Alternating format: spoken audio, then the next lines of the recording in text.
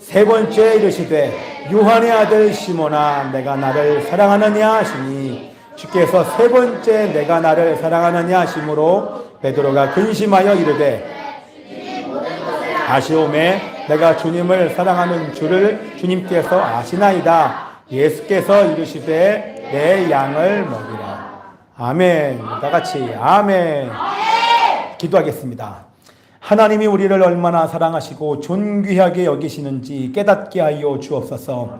주의 말씀 믿고 나를 용서하며 이웃을 용서하는 자 되게 하여 주옵소서. 예수 그리스도의 이름으로 기도합나이다. 아멘. 우리 제목 있습니다. 시작. 요한의 아들 시몬아. 한 번 더. 요한의 아들 시몬아. 자, 제가 우리 소중이를 부를 때 소중아 이렇게 부를 때도 있고 야 이놈아 라고 부를 때도 있어. 야 이 자식아.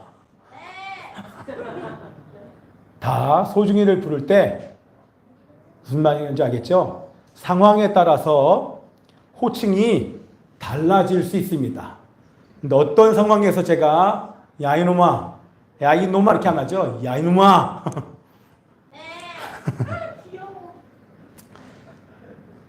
중요한 것은 그렇게 제가 뭔가를 부를 때 그 안에 부르는 사람의 인격, 성품이 담겨 있습니다. 더 나아가서 내 생각과 내 마음까지 그 부르는 호칭 안에 담겨져 있다고 하는 것입니다.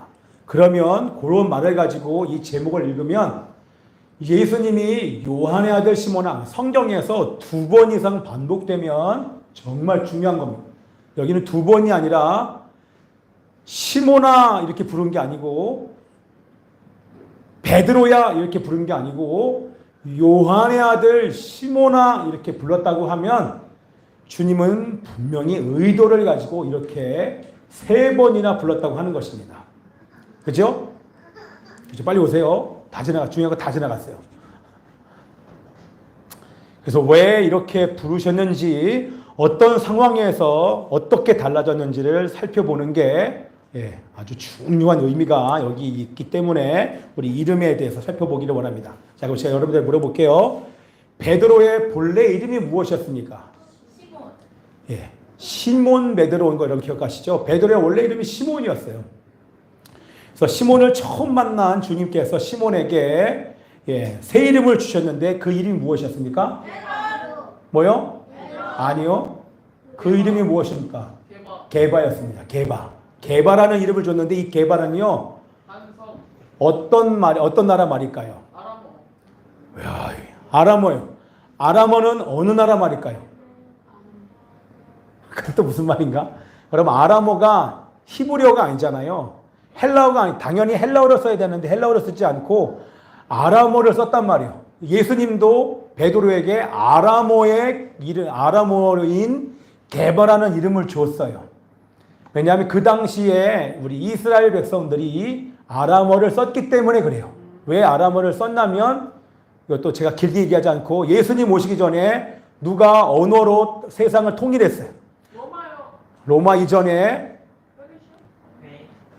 헬라어, 페르시아 헬라 제국이 세상을 통치하면서 언어를 통일시켜버렸어요. 로마는 뭘 했어요? 길을 깔았어요. 그래서 예수의 그리스도의 복음이 온 세상에 증거될 수 있도록 그 로마의 길이 우리나라까지 온지 믿습니다. 그렇죠?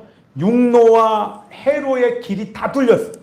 전 세계에 다 갈 수 있는 길이 바다로 갈 수 있고 육로로 갈 수 있는 길이 열렸기 때문에 그 길로 우리나라의 유대인들이 레위인이 와서 사만시대에 소도라고 하는 도시가 있었고 도피성이 있었고 제사가 드려지게 된 것도 다 그때의 헬라라고 하는 나라와 로마라고 하는 나라 400년 동안에 하나님께서 그 준비를 하고 계셨던 거예요.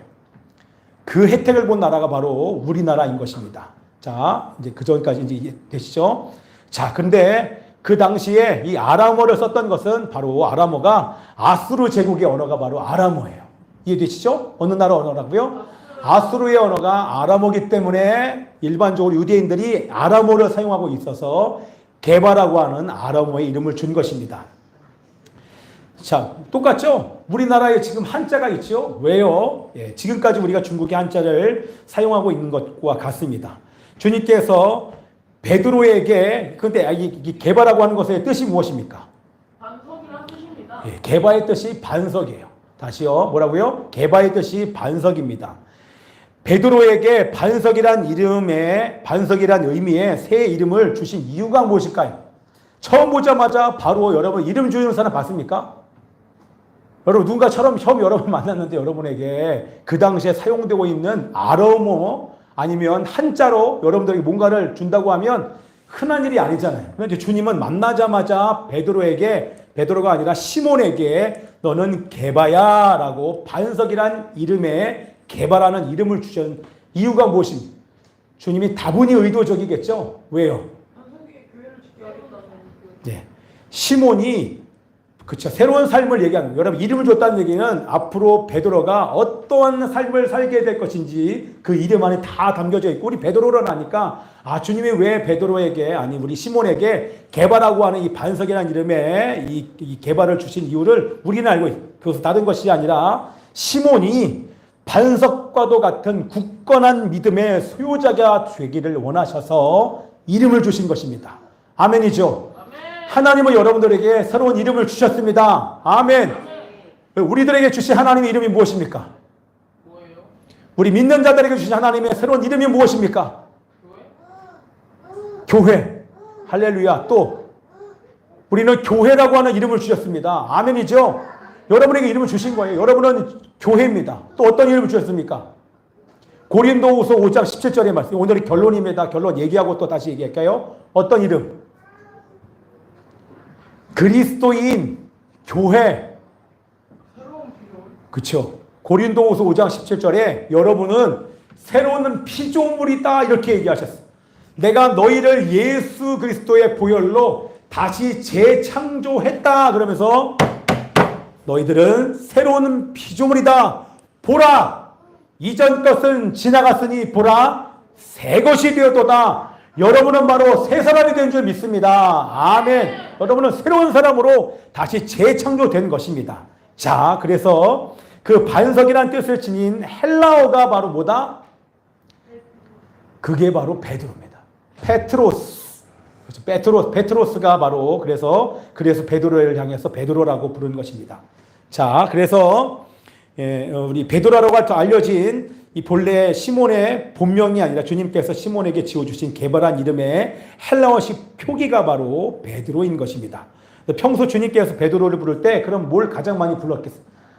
어떤 이름을 주님께서 가장 즐겨 이 베드로를 부르시는 이름이 어떤 이름을 즐겨 부르셨을까요? 당연히 시몬입니다. 베드로야 보다도 게바야 이렇게 많이 부르신 게 아니라 시몬아, 시몬아, 시몬아라고 부르신 것이 성경에 되게 많이 기록되어 있어요. 그죠?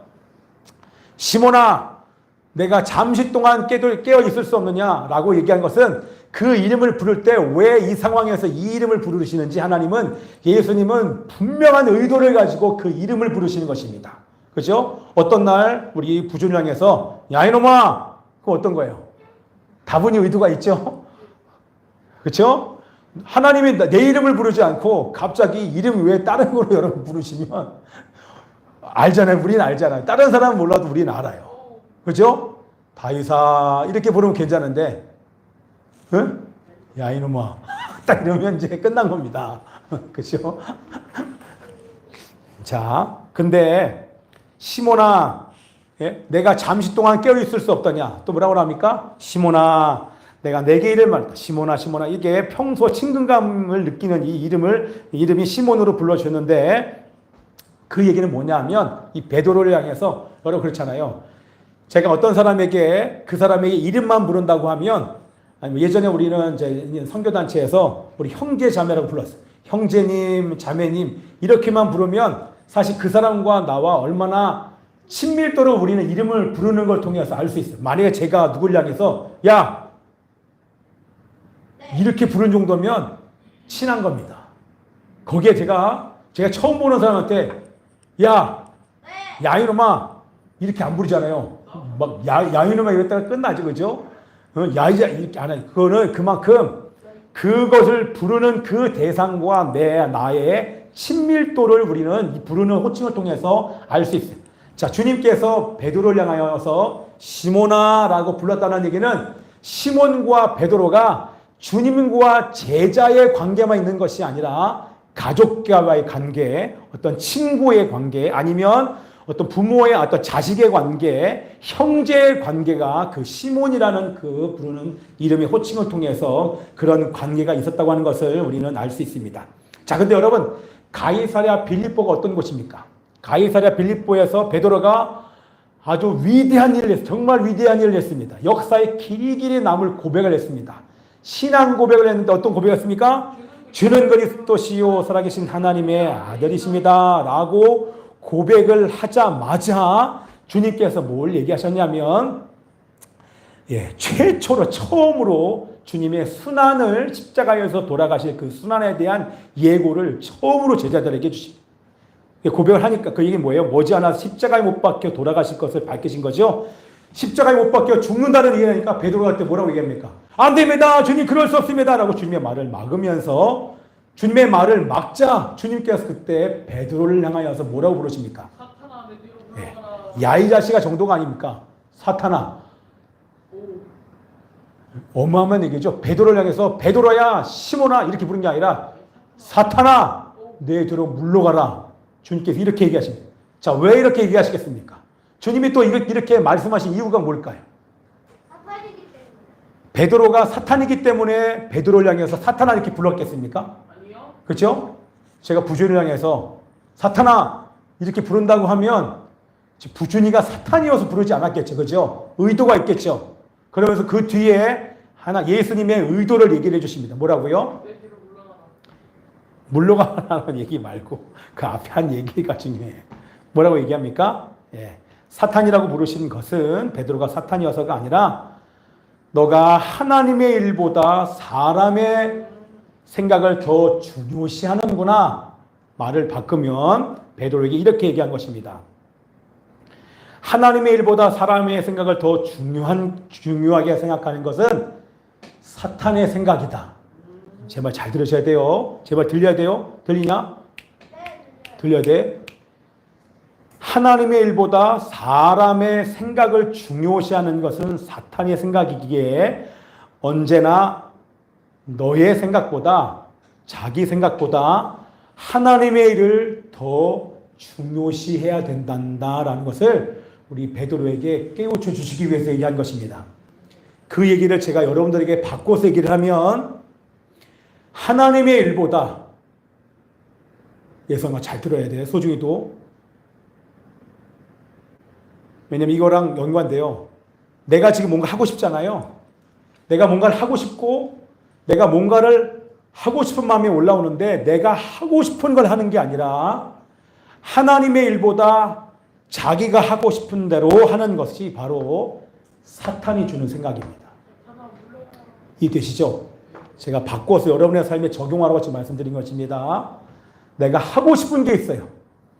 그런데 하나님이 원하시는 일이 있는데 하나님이 나에게 하기를 원하시는 일보다 여러분이 하고 싶은 일을 하고 싶은 마음이 올라오는 그 순간 그거는 사탄이 주는 생각입니다. 그 일을 하는 순간 하나님은 여러분들에게 사탄아 내 뒤로 물러가라 이렇게 말씀하실 것입니다. 너 생각대로 가지 말고 내가 너에게 요구하는 것에 순종하기를 바란다라고 우리 주님이 말씀해 주신 줄 믿습니다. 그러려면 여러분들 뭐가 필요합니까? 자기 부인이 필요합니다. 자기 생각, 자기 경험을 완전히 내려놓고 언제나 주님께서 말씀하실 때 순종할 수 있는 사람이 되기 위해서 끊임없이 기도하는 자 되기를 축복하며 기도합니다. 저게 다 담았어요. 기도해야 자기 생각을 버릴 수 있고 자기를 부인할 수 있고 하나님이 나에게 요구하실 때 즉각적으로 순종할 수 있다는 얘기를 이렇게 돌려서 얘기한 것입니다. 여러분 이해되십니까? 여러분 이렇게 기도하셔야 됩니다. 그리고 나서 가이사랴 빌립보에서는 베드로를 향하여 사탄아 이렇게 얘기하면서 우리 마지막 만찬 때에는 뭐라고 말씀하십니까? 베드로를 향하여서 예루살렘에서 주님께서 제자들과 마지막 만찬을 지금 마지막 식사예요. 조금 있으면 몇 시간 뒤면 예수님이 십자가 못 박혀 돌아가시기 전에 최후의 순간, 절체절명의 순간에 그때 제자들은 뭐 하고 있습니까? 뭐 하고 있어요? 누가 더 높냐? 누가 높냐 막 다투고 있어요. 얼마나 답답하겠습니까? 예수님 지금 죽는다고 얘기를 했더니만 내가 더 높은 자리, 내가 더 높아 막 이렇게 싸우고 있어요. 그때 그 모습을 보시던 예수님께서 무겁고 답답한 마음에 베드로를 향해서 보통 때와는 달리 베드로라고 부르시. 게바야, 시몬아 이렇게 부르신 것이 아니라 베드로야라고 부르십니다. 제가 해놨나요? 자, 베드로야, 내가 네게 말하노니 오늘 닭 울기 전에 내가 3번 나를 모른다고 부인하리라. 너가 나를 부인할 거야. 그러면서 그때 뭐라고 얘기합니까? 베드로라고 얘기합니다. 베드로의 뜻이 뭐였다고요? 게바의 헬라어식 표기니까 뜻이 뭐예요? 베드로는 반석이죠. 게바도 반석이고. 그 얘기는 뭡니까? 베드로가 지금 이게 의도가 있는 걸 잘 보셔야 돼요. 베드로야. 그때 뭐야? 베드로야! 이게 아니라 베드로야. 내가 네게 말하노니 오늘 닭 울기 전에 내가 3번 나를 모른다고 부인할 거다. 라고 얘기하시면서 반서가 이렇게 얘기합니다. 그러면 예수님의 의도가 무엇인지를 풀어서 얘기하면 베드로가 지금 전혀 반석 같지 않은 행동을 지금 보여준 것입니다. 그렇게 행동하는 한심한 순간에 오히려 예수님께서 반석이라고 부르신 것은 베드로야, 너는 반석이야. 너는 어떤 경우에도 흔들리지 않을 반석이란다. 베드로의 정체성을 우리 예수님께서 역설적으로 반대로 강조하시면서 베드로라고 부르신 것입니다. 그런데 오늘은 사탄아, 베드로야, 시몬아 이렇게 부르신 것이 아니라 여기 나와 있는 것처럼 함께 읽읍시다. 시작. 그들이 조반 먹은 후에 예수께서 시몬 베드로에게 이르시되 요한의 아들 시몬아 이렇게 부르십니다. 평소 베드로를 시몬이라 부르시던 주님께서 이번에는 특이하지요. 요한의 아들 시몬아. 여러분 이게 왜 특이합니까? 자, 여러분들 우리도 그렇지만 우리 족보를 중요시 했던 유대인들에게 유대인들이 제3자를 소개하거나 자기 자신을 소개할 때는 당연히 저는 누구의 아들 누구입니다. 이렇게 얘기하잖아요. 그죠? 그죠? 그런데 나는 누구의 아들입니다. 나는 저 사람은 누구야? 제3자를 향해서 저 사람은 누구의 아들입니다. 저 사람은 나는 누구의 아들 이렇게 얘기하잖아요. 그죠? 누구의 자식인지 밝히는 습관이 우리도 그렇지만 이스라엘 사람들도 그런 유대인은 습관이 있습니다. 근데 상대방을 부를 때 누구의 아들이라고 부르는 것은 흔하지 않잖아요. 그죠? 네. 부준이는 이렇게 얘기하는 게 아니라 쟤는 부준을 소개할 때 정복? 아버지 성함이? 그지? 우리 보통 얘기할 때 정자, 복자 이렇게 얘기하잖아. 그죠? 정자, 복자, 부준이는 정자, 복자의 아들, 부준입니다. 내가 누구한테 소개할 때 그렇게 얘기 안 하잖아요. 소준이 얘기할 때 완성의 아들 소중입니다. 이렇게 자, 그게 흔한 일이 아니야. 그죠? 그죠? 예. 근데 예수님이 베드로를 이렇게 부른 것은 왜 이렇게 불렀냐고 하면 이렇게 여러분 들으시고 나서 좀 이따 이해가 될 거예요. 그거는 요한의 아들 시몬아라고 부른 것은 상대방을 존중히 여기는 표현인 것입니다. 존중히 여길 때 이렇게 존중히 여기면서 이 표현을 하신 것입니다. 자, 이것은 무엇을 의미하냐면 이 같은 호칭이 여러분 이게 처음이 아니에요. 딱 이 호칭을 사용한 게 2번째입니다. 언제요? 베드로가 우리 예수님께 신앙 고백을 하지 않습니까? 그때 신앙 고백을 할 때 그때 베드로를 향해서 뭐라고 부릅니까? 무슨 시몬아? 요한의 아들이 아닙니다. 그때는 말을 바꿨어요. 바요나 시몬. 진짜? 찍어도 맞는 사람이 있는데 어떤 사람은 찍을 것 같아 생각나 찍었는데 세배다라고 찍은 사람도 있고 그거는 다른 사람이야. 세베대야는 바요나 시모나, 그 바요나 할 때 그게 뭐냐면 그 아람어로 바르라고 하는 게 바로 아들이라는 뜻이에요. 요나의 아들, 그 이제 요한의 아들, 바요나, 요한의 아들이랑 똑같은 말이에요. 바요나 시모나라고 말했을 때 그때 어떻게 했을 때요? 그 베드로를 최고로 지금 극찬해 주시는 것입니다. 왜요? 이는 너가 한 게 아니야. 너 안에 있는 성령께서 알게 해주신 거야. 주는, 야, 사람들이 나를 뭐라고 얘기하냐? 뭐라고 딱 얘기하는데 너희들은 나를 누구라 하나? 이것도 갑자기 베드로가 주님은 그리스도시요 살아계신 하나님의 아들이십니다. 자기도 모르게 툭 튀어나온 거예요. 자기도 말하면서 깜짝 놀랐을 거 아니에요. 내가 왜 그러지? 그랬더니 주님이 바요나 시모나 어마어마한 칭찬을 할 때 바요나라고 지금 얘기를 한 것입니다. 그것과 똑같은 요한의 아들 시모나라고 얘기하는 것은 거기에 어마어마한 칭찬 플러스 베드로를 향한 어떤 베드로를 너무 존귀히 여긴다는 것입니다. 자, 이것을 다른 말로 하면 최고의 예의를 갖춰서 지금 얘기한 것입니다. 존귀하게 여기고 예의를 갖추면서 상대방을 존중히 여길 때 그때 사용하는 단어가 바로 요한의 아들 시모나 이렇게 얘기한 것입니다. 근데 거기 한 번도 아니에요. 바요나 시모나가 아니라 요한의 아들 시모나. 요한의 아들 시모나. 넌 나 배신했지. 이게 아니에요. 요한의 아들 시모나. 요한의 아들. 거기 좀 이따 얘기하겠지만 너 아가페의 사랑으로 나를 사랑하느냐? 아가페의 사랑으로 나를 사랑하느냐? 아닙니다. 저는 필리아의 사랑으로밖에 사랑 못합니다. 저는 필리아가 최선을 다한 것입니다. 그러니까 필리아로 얘기하시니까 하나님 솔직히 말하면 필리아도 나한테는 감당이 안 돼요. 저는 이거밖에 지난주 설교 기억나시죠? 자, 그런데 우리 주님은 그의 수준으로 내려가면서 최고의 예의를 갖추고 우리 베드로를 존중히 여기면서 귀하게 여기면서 요한의 아들 시모나라고 우리 반복해서 부르신 것입니다. 자, 우리 이제 상황을 가봅시다. 우리 다 아는 상황으로 갑니다.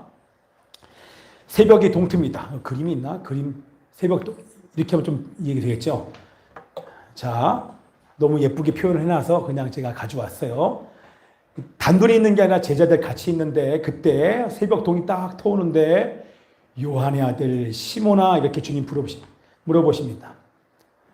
자, 3번 물어보신 것은 왜 3번 물어봤다? 3번 물으심으로 주님이 잡히시기 전날 잡히시던 밤에 3번이나 주님을 모른다고 부인했던 베드로에게 속죄의 기회를 주신 것입니다.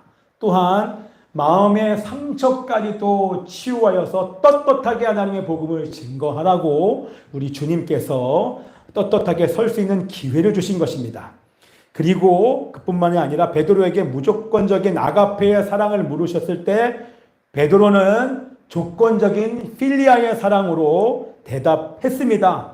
그런데 우리 주님은 나무라지 않으시고 베드로의 수준으로 내려가서 주님을 조건에 따라 제한적으로 밖에 사랑하지 못하고 그마저도 온전히 사랑할 수 없는 베드로를 있는 모습 그대로 온전히 품어주십니다. 그 얘기는 뭡니까? 그 얘기 뭐예요? 한마디로 얘기하면 주님은 배신했던 베드로의 모든 죄와 허물과 잘못을 용서해 주신 것입니다. 그죠? 베드로가 이 자리가 평생 기억났을 것입니다. 저도 이런 시간들이 있어서 베드로의 마음이 충분히 이해가 됩니다. 평생 잊을 수 없었던 것은 왜냐하면 주님께서 베드로에게 용서를 선포하는 이 극적인 순간에 예의를 갖추어서 우리 존귀히 여겨주시는 이름인 요한의 아들 시모나라고 불러주셨기 때문에 이 순간 이 자리를 기억했을 것입니다. 자, 이것을 할 때 제가 이제 딱 페이지가 한두 페이지 남았는데 제가 음악을 깔 테니까 여러분들 잘 들으라고 음악 깔아주는 거예요. 약간 좀 그렇게 격분하는 게 필요해서 빨리 와. 음악을 너밖에 더 깔아주냐. 자, 요번 주에 우리 이제 오늘 이제 치기 전에 우리 어떤 걸 칠까요? 어떤 걸 할까요? 오늘 했던 것 중에서 그냥 우리들 위하여 쳐주세요. 자, 그걸 해주시는데, 아까 우리 오늘 이제 아이들을 일주일 만에 봤잖아요. 일주일 만에 다시 봤는데, 그냥 좋은 거예요. 그래서 일주일 동안 잘 지냈냐고 이렇게 어떤 아이한테도 좀 물어봤는데, 내가 보고 싶었나, 이 아이들이. 일주일 동안 편하게 잘 지냈어요. 근데 딱 봤는데 얼굴들이 되게 좀, 뭔가 내가 그리웠나? 되게 반갑더라고요.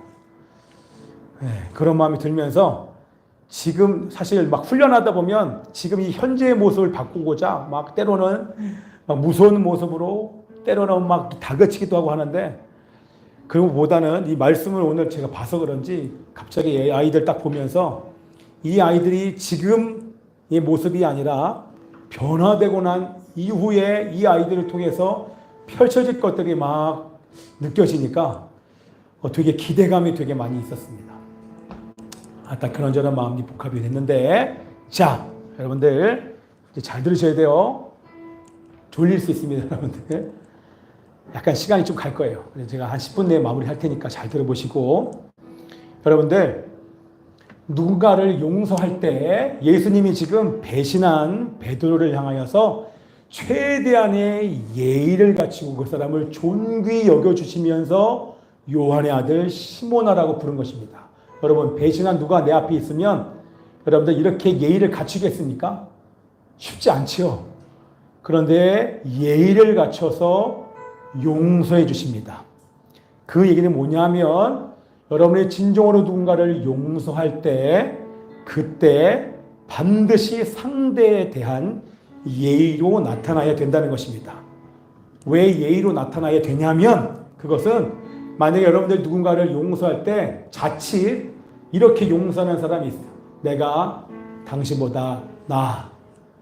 내가 너보다 낫기 때문에 내가 너를 용서해 주는 거야.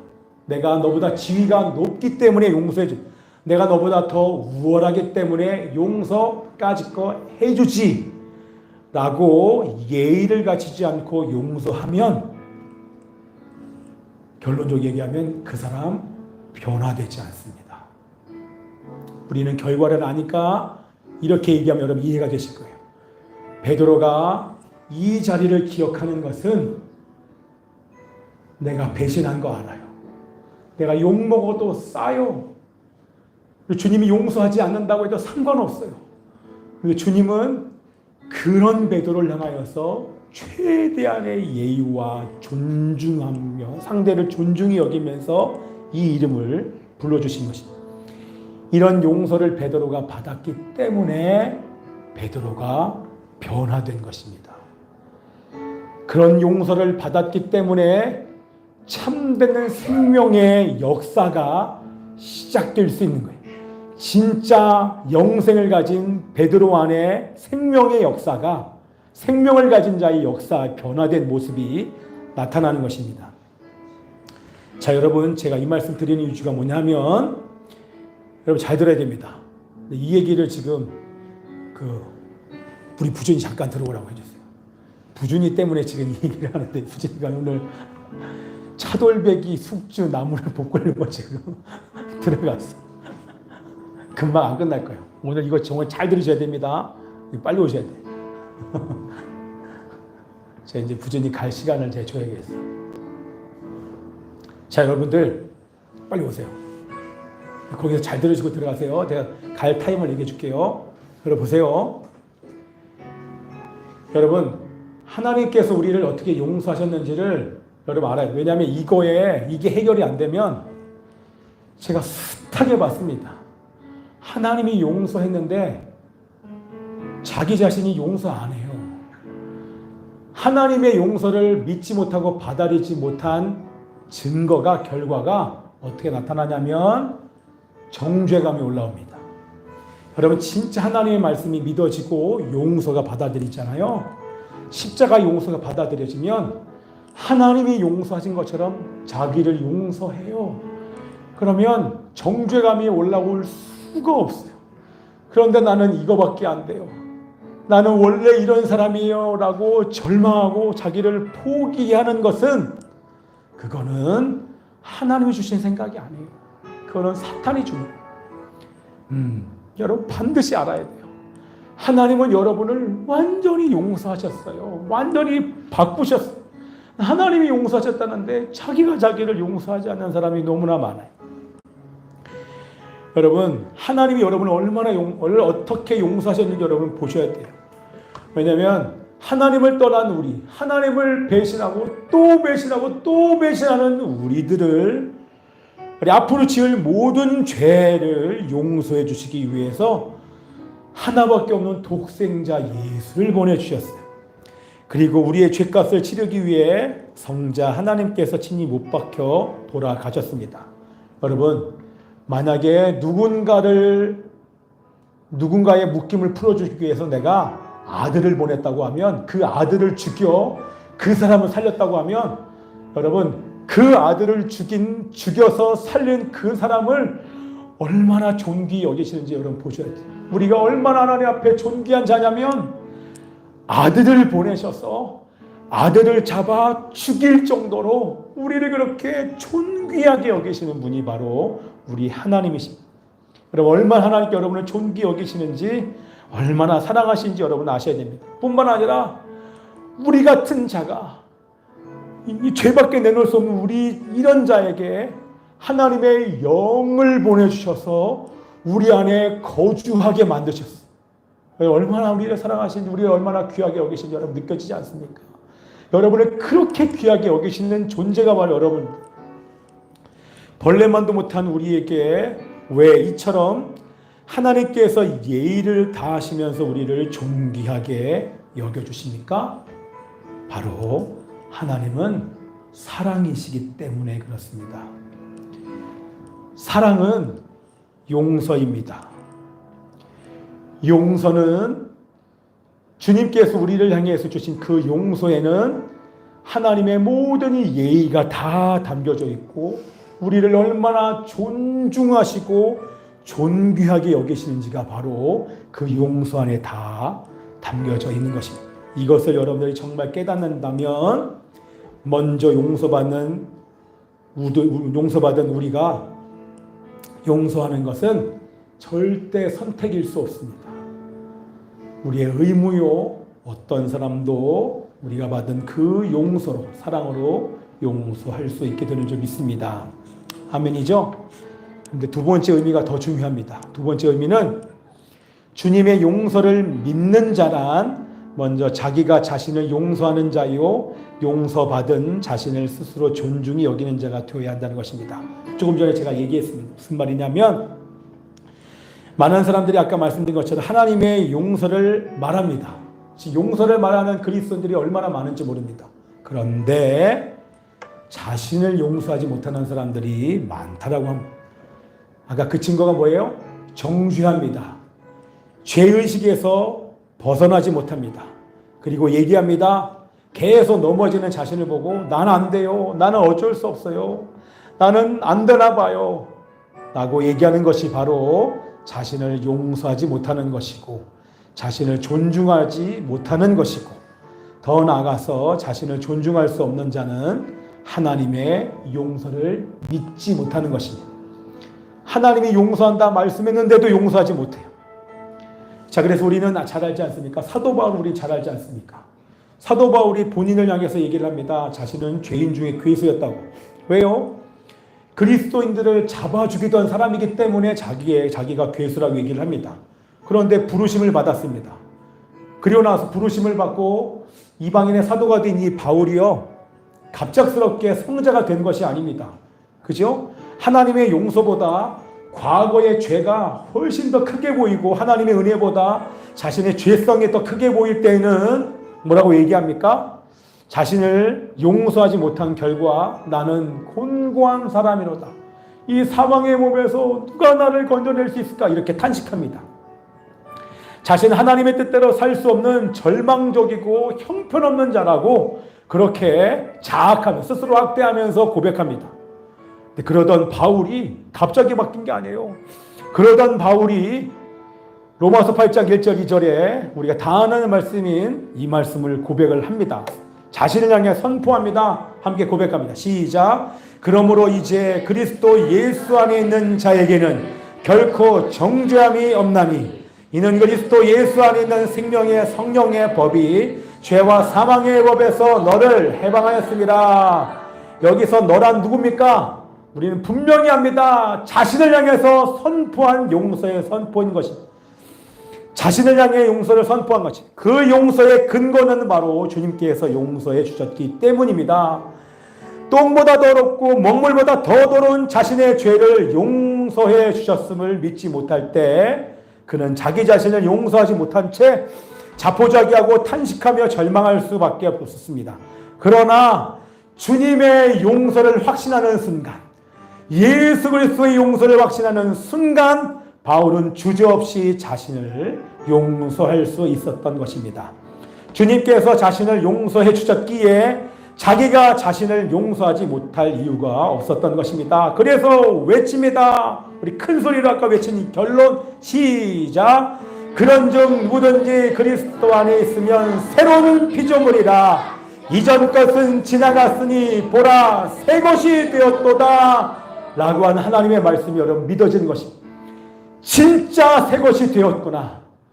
나는 조금 새롭게 된 것이 아니라 완전히 재창조됐구나. 나는 하나님께서 새롭게 창조된 하나님의 피조물로 하나님께서 만드셨고 성령으로 인쳐주셨구나. 나는 새 것이다 라고 우리 주님이 것입니다. 여러분 함께 우리 여러분 향해서도 선포합시다. 나는 그리스도 안에서 새로운 피조물이다. 시작. 나는 그리스도 안에서 새로운 한 번 더 나는 그리스도 안에서 새로운 주님의 용서를 받아들인 것입니다. 그리고 자신을 용서하고 그러자 주님 안에서 새로운 출발을 하게 된 것입니다. 그는 평생 동안 자기 자신에 대하여 예의를 다하여 자신을 존중하기 시작합니다. 이거야말로 자신을 새로운 피조물로 변화시켜 주신 하나님께 대한 최고의 예의와 존중을 드리는 것임을 알았기 때문에 예의를 다하여 자신을 존중하며 이런 피조물로 살 수 있게 된 것입니다. 여러분 다시 정리하면서 베드로는 주님이 보는 앞에서 주님을 모른다고 부인했습니다. 뛰쳐나가서 땅을 치고 통곡했지만 여러분 정죄감에서 자유롭지 못합니다. 왜요? 주님과 눈이 마주쳤잖아요. 누가복음에서 나 몰라요. 나 몰라요. 내가 그 예수를 알면 내가 예수님 보는 앞에서 저주했던 밖에 나가서 막 울며 통곡하지 않습니까? 떠나잖아요. 막 정죄감이 내가 왜 그랬죠? 내가 그때 왜 그랬을까? 그냥 주님과 함께 죽었을 것을. 그리고 갈릴리로 돌아왔는데 돌아와서도 정죄감에서 헤어나올 수가 없습니다. 이걸 잊기 위해서 베드로는 갈릴리 바다로 나갈 수밖에 없어요. 가만히 있으면 미쳐버릴까 망했대요. 고기라도 잡아야 자기가 살 수 있을 것 같으니까 다시 옛날 습관으로 돌아갑니다. 뭐라도 봐야 됩니다. 뭐라도 먹어야 됩니다. 뭐라도 영화라도 봐야 영화 한 편이나 떼어야 잊을 것만. 그런데 이것이 잊혀지지가 않아요. 자꾸만 정죄감이 올라오니까 해결이 안 돼요. 그래서 고기를 잡는데 잡히지도 않아요. 고기를 잡다가 멈춰요. 내가 왜 주님 모른다 그랬을까? 잡히겠습니까? 또 구물을 내리다가 내가 왜 고기 잡는 게 관심이 없는 거예요. 내가 왜 그날 주님을 모른다 그래요? 나를 위해서 이 땅에 놓으시고 나를 위해서 죽으셨던 예수님, 주님의 부활하신 주님을 봤어도 이 정죄감이 해결이 안 되는 거예요. 우리랑 똑같지 않습니까? 예배를 드려도 정죄감이 죄책감이 해결이 안 돼요. 사단이 주는 생각이지. 계속 정죄감을 줍니다. 자유롭지 못합니다. 그런데 주님이 다시 찾아오신 거예요. 이제 여러분 이해되시지 않습니까? 주님 앞에서 베드로는 자신에게 얼마나 절망감이 컸겠습니까? 이거밖에 안 되는 난데. 근데 주님께서는 나는 안 됩니다. 나는 어쩔 수 없다고 자포자기 정죄감에 고통스러웠던 그 주님 앞에서 주님께서는 배신자였고 실수하고 반복하여 죄를 범할 수밖에 없는 베드로를 용서해 주시면서 뭐라고 부르십니까? 요한의 아들 시몬아 이렇게 부르신 거예요. 너 왜 그랬냐? 야, 내가 한번 물어보는데 그때 왜 그랬어? 야, 이 자식아, 너 그럴 수, 이게 아니라 요한의 아들 시몬아, 내가 나를 사랑하느냐? 내가 나를 사랑하느냐? 내가 나를 사랑하느냐? 내가 너를 이만큼 존중하니 내가 존중하는 너를 너 자신도 용서해라. 내가 너를 용서하는 것처럼 너도 너를 용서해. 내가 너에게 예의를 다할 정도로 너를 존귀한 새로운 피조물로 만들었기에 너가 그것을 믿으라고. 내가 너를 이토록 사랑하는 것만큼 내가 사랑하는 너 자신에 대해 너 스스로 예의와 존중을 다하라. 정죄감 진짜가 아니야. 내가 너를 용서했다. 그 용서를 믿으라고. 그 이후에 우리 사도행전에 성령이 임한 다음에 전혀 다른 베드로를 만나게 됩니다.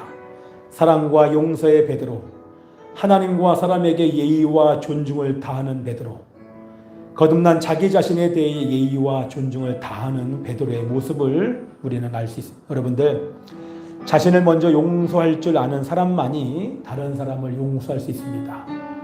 여러분, 용서한다고 얘기하지만 그거는 다 우월감입니다. 열등감이 많은 사람이 용서를 잘합니다. 내 진짜 용서가 아니에요. 내가 당신보다 더 나은 것이 있는데 내가 당신을 용서하는 내가 우월한 그런 교만한 마음으로 용서하는 사람이 많다라고 하는 것입니다.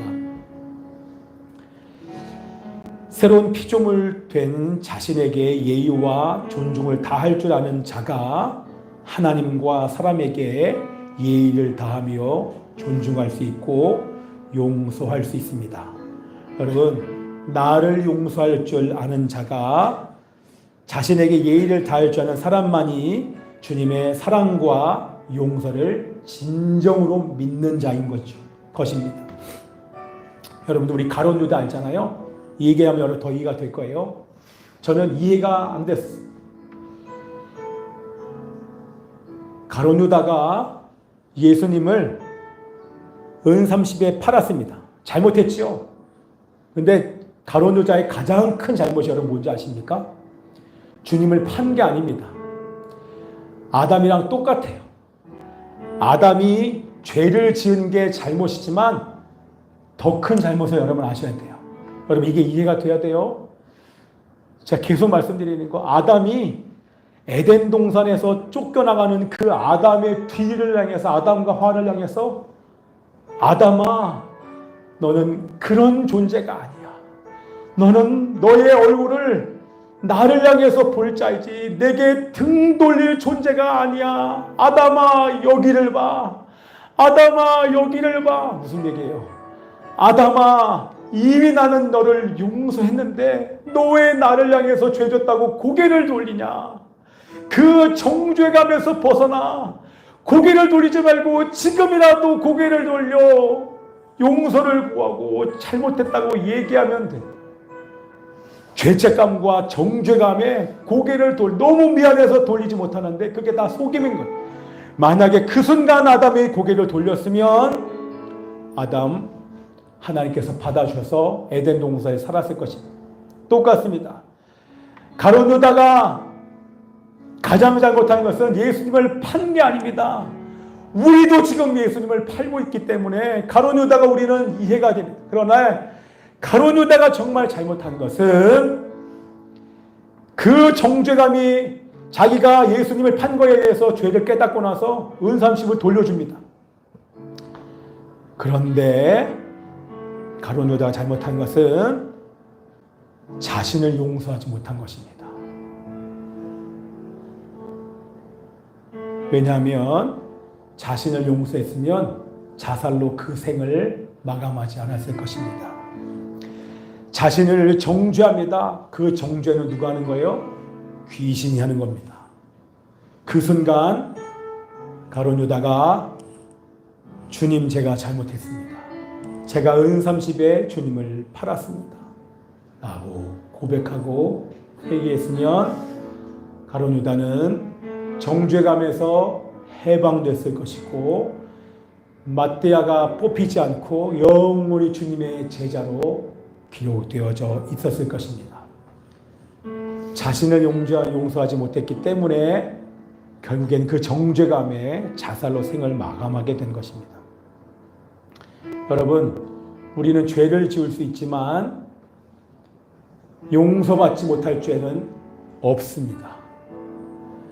어떤 순간에서라도 이미 하나님이 나를 용서하셨기에 그 용서를 믿고 받아들이고 정죄감에서 벗어나십시오. 그러면 하나님께서 다시 여러분을 들어 하나님의 나라를 위하여 사용하실 것입니다. 제가 여기서 떳떳하게 여러분 앞에서 이렇게 설교할 수 있는 거, 제가 이 용서를 저는 받았어요. 근데 이 용서를 저만 받은 게 아니라 여러분 모두가 받았어요. 그리고 제가 떳떳해졌어요. 지금까지 지었던 죄를 지을 수밖에 없는 이 연약함을 가지고도 당당히 하나님 앞에 설 수 있는 것은 우리 주님이 이미 용서하셨기에 더 이상 나를 어떤 정죄감도 나를 누를 수 없기에 주님이 용서하신 그 용서를 저는 믿기에 예수 보혈을 의지하여 날마다 주님 앞에 나가고 날마다 담대하게 이렇게 사명을 감당할 수 있는 것입니다. 그리고 새로운 피조물답게 새 사람으로 오늘도 살며 주의 복음을 당당히 증거할 수 있는 것은 우리 주님이 나를 용서해 주신 것이 사실이기 때문에 그런 것입니다. 우리 힘으로는 불가능하지만 언제나 예의를 다하고 나를 존중해 준 주님과 함께 우리도 나 자신을 용서할 수 있고 이웃도 용서하는 여러분들 되시길 축복하며 기도합니다. 이 눈을 감고 우리 주님이 얼마나 여러분들을 존귀하게 여기시는지, 아들을 보내시고 아들을 죽일 정도로 여러분은 존귀한 자들입니다. 그러나 주님 앞에 그런 사랑을 경험하고서도 주님 앞에 내놓을 수 있는 것이 아무것도 없습니다. 날마다 죄를 지을 수밖에 없는 저, 그 배신한 베드로를 찾아가신 것처럼 우리 주님은 오늘도 우리를 찾아오셔서 우리들의 이름을 불러주십니다. 요한의 아들 시몬아, 요한의 아들 시몬아, 내가 너를 이만큼 존중한단다. 그러니 너도 너 자신을 용서해라. 아무리 약한 영이 정죄감을 줄지라도 내가 너에게 말씀한 이 말씀이 진리요 사실이란다. 너는 이미 새로운 피조물이 되었단다. 그렇게 용서해 주시는 주님 앞에 나가 여러분 평안을 누리시기를 바랍니다. 우리 주님이 여러분을 사랑하십니다. 살아계신 아버지 하나님이시여, 주님이 얼마나 우리를 사랑하시는지, 우리가 배반하고 포기하고 저주하며 도망갈지라도 결코 포기하지 않는 하나님의 사랑이 끝까지 추적하여 회복시키시는 하나님의 사랑이 이곳에 있음을 믿습니다. 사랑하는 내 딸아, 사랑하는 내 아들아, 내가 너를 용서했단다. 이미 너를 용서했단다. 고개를 돌리지 마라. 고개를 돌리지 마라. 죄를 지어도 나랑 교제하자. 죄 지으면 죄 지을수록 더 나랑 교제하자. 괜찮다. 다시 시작하면 된단다. 포기하지 마라. 절망하지 마라. 그 정죄감에서 벗어나. 내가 너를 정죄하지 아니한다. 생명의 성령의 법이 너희 가운데 있단다. 보혈이 너를 주장한단다.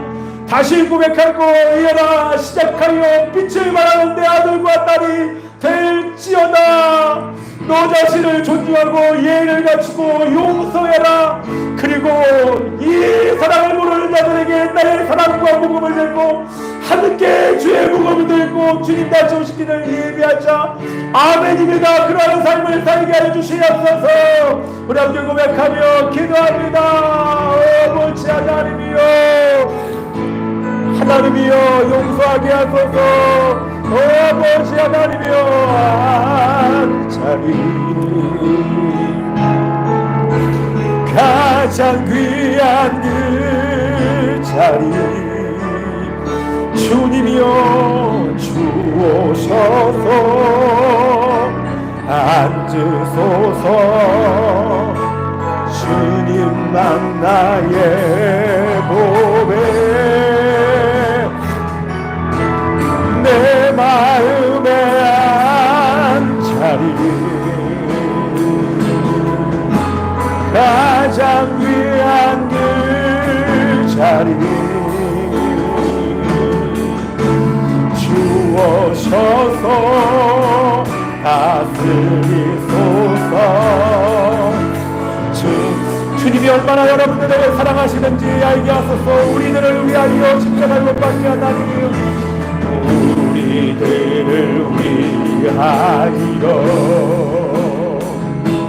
십자가에 못 박혀 모든 죄를 용서하사 모든 죄를 용서하사 의인을 삼아 주셨습니다. 여러분은 예수 그리스도의 보혈로 의인된 자입니다. 어떤 일이 있어도 나를 버리지 않고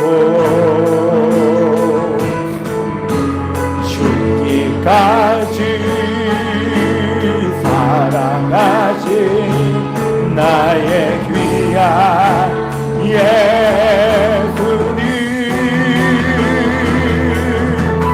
내 마음 하나님의 용서를 받아들이게 하여 주시옵소서. 하나님의 용서를 믿게 하여 주시옵소서. 그 용서로 나를 용서하게 하소서. 나를 용서하며 그 용서로 이웃 사람을 용서하게 하여 주시옵소서. 주님이 나에게 최악의 예의를 갖추고 나를 귀하게 여기시는 것처럼 나를 귀하게 여기게 하소서. 그렇게 새로운 피조물로 살게 하소서. 새로운 피조물로 살게 하소서. 주님의 용서를 받아들이도록 새로운 피조물로 살게 하시므로 주님께 최고의 예의와 존중을 올려드리는 자를 되게 하여 주시옵소서. 주님만 나의 영광,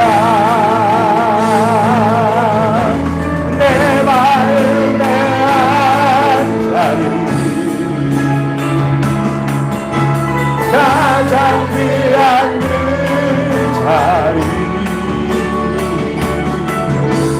주오셔서 앉으소서. 주님만 나의 보배 주님의 안자리 가장 귀한 그 자리 주오셔서 다스리소서. 주님만 나의 영광. 그리스도를 통해 보여주시고 성령님을 통해 보여주신 사랑을 통하여서 하나님께서 얼마나 우리를 존귀하게 여기시는지 깨닫고 믿게 하여 주옵소서. 우리도 하나님의 용서를 믿게 하여 주시옵시고 나 자신을 용서하고 이웃을 용서함으로 예의를 다하고 존중하게 하여 주옵소서. 하나님께서 이미 우리를 용서하셨고 새로운 피조물로 만드셨음을 믿게 하여 주옵소서. 그래서 이제는 더는 절망하거나 자신을 정죄하지 않게 하여 주시옵시고 새로운 피조물답게 살 수 있음을 믿고 믿음으로 살게 하여 주옵소서. 이렇게 살기를 원하는 우리 모든 자들에게 오늘도 기름 부어 주셔서 기꺼이 모든 사실을 받아들이고 용서하고 용서받고 용서하는 이런 예의와 존중의 삶을 살며 복음 증가하는 우리 하나님의 백성들 되게 하여 주옵소서. 하나님께 우리의 마음 드립니다. 우리의 물질도 기쁨으로 드립니다. 주님 받아 주옵소서. 감사드리고 주님을 찬양하며 이제는 주 예수 그리스도의 은혜와 하나님 아버지의 변함없는 사랑과 성령님의 위로 교통하심이 주님의 용서하심과 새로운 피조물로 재창조하심을 믿고 이제 나아가 용서하며 용서함으로 이웃을 존중하고 또한 주의 복음을 증거하기를 원하는 이곳에 있는 모든 자들 위에 지금부터 영원까지 함께 있을지어다. 아멘. 오 아버지 하나님이여 감사하나이다. 하나님 감사합니다. 하나님이여 새로운 피조물 낫게 살게 하소서. 저는 절망하지 않게 하여 주시옵시고 자신을 정죄하지 않게 하여 주시고 주님의 용서를 받아들임으로 새로운 피조물로 삶으로 하나님을 존중해드리는 자들 되게 하여 주시고 영광 돌리게 하여 주옵소서. 오 아버지 하나님